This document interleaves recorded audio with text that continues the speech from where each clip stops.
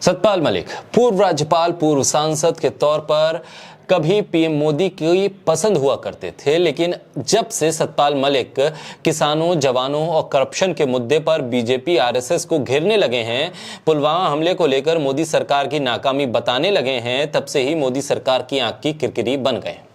सतपाल मलिक इसके बाद से अपने घर की बात हो, फिर सीबीआई से उनकी पूछताछ हो, लगातार उनको रडार पर मोदी सरकार रख रही है। लेकिन अब राहुल गांधी के साथ पुलवामा, किसान आंदोलन और अग्निवीर जैसे मुद्दों पर बातचीत के बाद जो वीडियो सामने आया है, जिसके बाद सवाल उठ रहा है, जिसे खुद राहुल गांधी ने भी पूछा है कि क्या ये बातचीत ईडी और सीबीआई की भागदौड़ को बढ़ा देगी।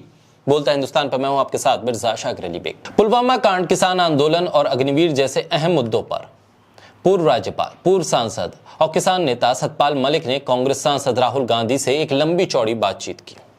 इस बातचीत का एक छोटा सा हिस्सा राहुल गांधी ने अपने सोशल मीडिया अकाउंट पर शेयर किया। चुनावों से पहले इस बातचीत को सियासी गलियारों में अहम माना जा रहा है। सतपाल मलिक इन दिनों मोदी सरकार के खिलाफ जमकर बोल रहे हैं और विपक्षी एकता पर जोर भी दे रहे हैं। इस बातचीत में राहुल गांधी ने सतपाल मलिक से कई बातों का खुलासा किया और सतपाल मलिक ने भी राहुल गांधी की कई बातों पर तारीफ भी की है।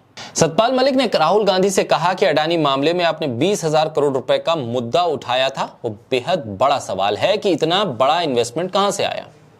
वहीं सतपाल मलिक से बातचीत में राहुल गांधी ने इस बात का खुलासा किया कि पुलवामा शहीदों को श्रद्धांजलि देने गए राहुल गांधी को कमरे में बंद कर दिया गया था। राहुल गांधी से कहा गया था कि आप बाहर नहीं निकल सकते।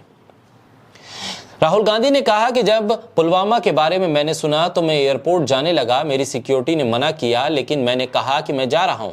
एयरपोर्ट पर मुझे कमरे में बंद कर दिया गया।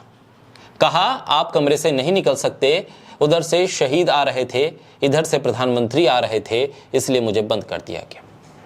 ये तब हुआ था जब राहुल गांधी कांग्रेस के अध्यक्ष के तौर पर वहां जा रहे थे, एक सांसद के तौर पर जा रहे थे।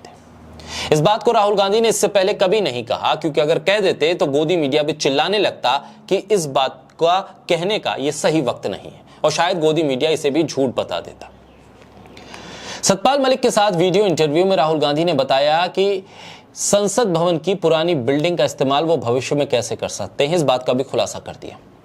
कैसे हो सकता है उस पुरानी बिल्डिंग का इस्तेमाल, वो भी राहुल गांधी ने बताया। सतपाल मलिक ने कहा कि प्रधानमंत्री नरेंद्र मोदी ने संसद की नई बिल्डिंग सिर्फ इसलिए बनवाई कि अपने नाम का पत्थर लगवाना था, कि हां मैंने एक संसद बनवाई थी, और सब कुछ महामानव ने तय कर दिया। सितंबर 2023 में जब जयराम रमेश ने कहा कि 2024 के बाद हम तय करेंगे कि संसद की नई बिल्डिंग का बेहतर उपयोग क्या हो सकता है, तो बहुत सारे लोगों और खासतौर पर गोदी मीडिया ने हाय तौबा मचाई थी। लेकिन राहुल गांधी ने इस बातचीत में बताया कि कैसे ऐतिहासिक संसद का इस्तेमाल भविष्य में हो सकता है। उन्होंने कहा कि पुरानी संसद में सेंट्रल हॉल को लोकसभा बनाया जा सकता है और राज्यसभा को लोकसभा में शिफ्ट किया जा सकता है। वहीं इस बातचीत में राहुल गांधी की ताकत के बारे में भी सतपाल मलिक ने खुलासा किया और कहा कि आपकी सबसे बड़ी ताकत यही है कि आपको कुछ नहीं चाहिए, बस इसी बात से सारे लोग नॉकआउट हो जाते हैं और आपकी यही सबसे बड़ी ताकत है।